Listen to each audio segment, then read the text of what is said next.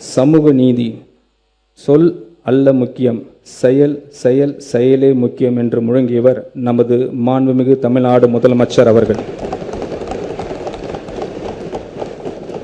அதனை சமூக நீதித்துறையின் செயல்பாட்டில் காட்டி வருகிறார். புகழ்பெற்ற சர்வதேச பல்கலைக்கழகங்களில் உயர்கல்வி பயிலும் மாணவர்கள் பயனடையும் வகையில் செயல்படுத்தப்படும் அண்ணல் அம்பேத்கர் அயல்நாட்டு கல்வி உதவித்தொகை திட்டத்தின் மூலம் ஒரு மாணவருக்கு அதிகபட்சமாக 36 லட்சம் ரூபாய் வரை உதவித்தொகை வழங்கப்படுகிறது. நடப்பாண்டில் இத்திட்டத்தின் கீழ் 362 மாணவர்கள் பயன்பெறும் வகையில் முன் எப்போதும் இல்லாத அளவில் 131 கோடி ரூபாய் மதிப்பீட்டில் இத்திட்டம் செயல்படுத்தப்படுகிறது. ஆதி திராவிடர் மற்றும் பழங்குடியின மக்களின் வாழ்வாதாரத்தை உயர்த்துவதையும் நிலையான வளர்ச்சியும் உறுதி செய்ய வெற்றி தொழில் முனைவோர் திட்டம் செயல்படுத்தப்படும். இத்திட்டத்தின் மூலம் பயனாளிகள் மொத்த திட்ட செலவில் மூலதன மானியம், வட்டி மானியம் பெற ஏதுவாக நடப்பு நிதி ஆண்டில் இத்திட்டத்திற்காக 75 கோடி ரூபாய் நிதி ஒதுக்கீடு செய்யப்படுகிறது.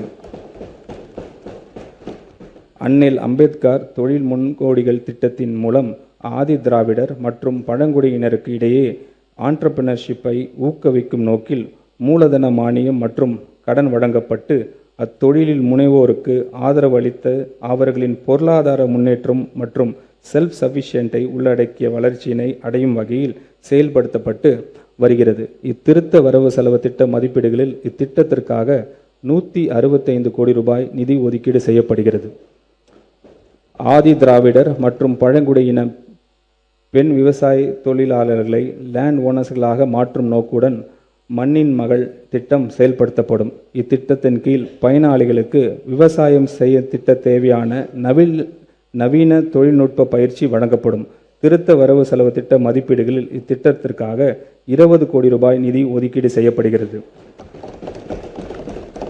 நகர்ப்புற மற்றும் கிராமப்புறங்களில் அமைந்துள்ள ஆதி திராவிடர் குடியிருப்புகளில் அவர்களின் முழுமையான சமூக பொருளாதார வளர்ச்சி அடைய வேண்டும் என நோக்கத்தில் அயோத்திதாச பண்டிதர் வாழ்விட மேம்பாட்டு திட்டம் செயல்படுத்தப்படும். ஆதி திராவிடர் குடியிருப்புகளில் அடிப்படை உட்கட்டமைப்புகளை விரிவாக மேம்படுத்துவதிலும் மக்களின் வாழ்க்கை தரத்தை உயர்த்துவதிலும் இத்திட்டம் முழுமையாக கவனம் செலுத்தும். திருத்த வரவு செலவு திட்ட மதிப்பீடுகளில் இத்திட்டத்திற்காக 300 கோடி ரூபாய் நிதி ஒதுக்கீடு செய்யப்படுகிறது. பழங்குடியினர் குடியிருப்புகளில் வீடுகள், சாலைகள், குடிநீர், தெருவிளக்குகள், வாழ்வாதார திட்டங்கள், சுகாதார கட்டமைப்புகள், கல்வி நலன் சார்ந்த உதவித்தொகை திட்டங்கள், பள்ளி மற்றும் விடுதி மேம்பாட்டு உள்ளிட்ட அடிப்படை வசதி மேம்படுத்தும் நோக்கத்தில்